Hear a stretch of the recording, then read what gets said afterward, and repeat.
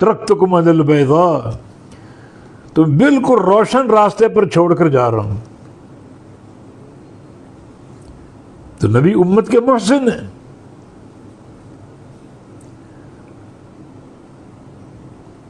اس محنت کی قدر کرو.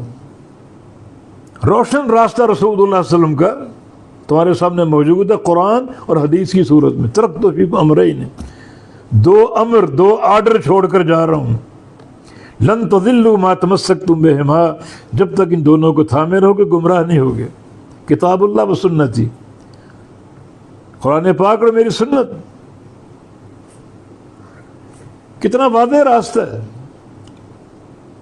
لیکن حیف ہے ان لوگوں پر، نبی کا نام تو لیتے ہیں، عقیدت کا اظہار تو کرتے ہیں، مگر نبی کے فرامین کے ہوتے ہوئے اپنی قوم، اپنی برادری، اپنے اماموں اور پیروں اور مرشدوں کی باتوں کو نہیں چھوڑتے. حدیث کو ٹھکرا دیں گے، آیت قرآن کو ٹھکرا دیں گے، قول کو نہیں چھوڑیں گے، اپنی فقہ کے مسئلے کو نہیں چھوڑیں گے.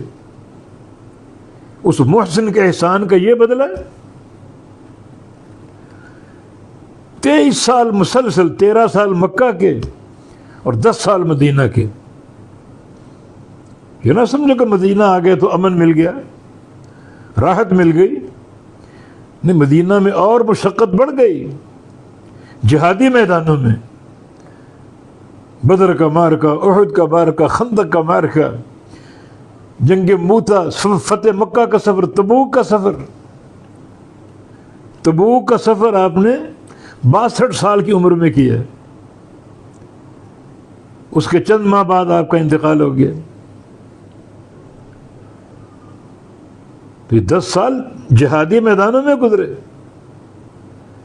مگر حق پہنچانے میں، حق وعدے کرنے میں کوئی ایک دقیقہ فروگزاش نہیں کیا. تو پھر اے ایمان والو، اس نبی کے احسان کا بدلہ تم بھی دو. کس طرح؟ صلو علیہ، ان پر درود پڑھو، ان کے لیے رحمت کی دعائیں کرو. یہ درود رحمت کی دعا ہے. وسلموا، اور سلام پڑھو ان پر، درود و سلام.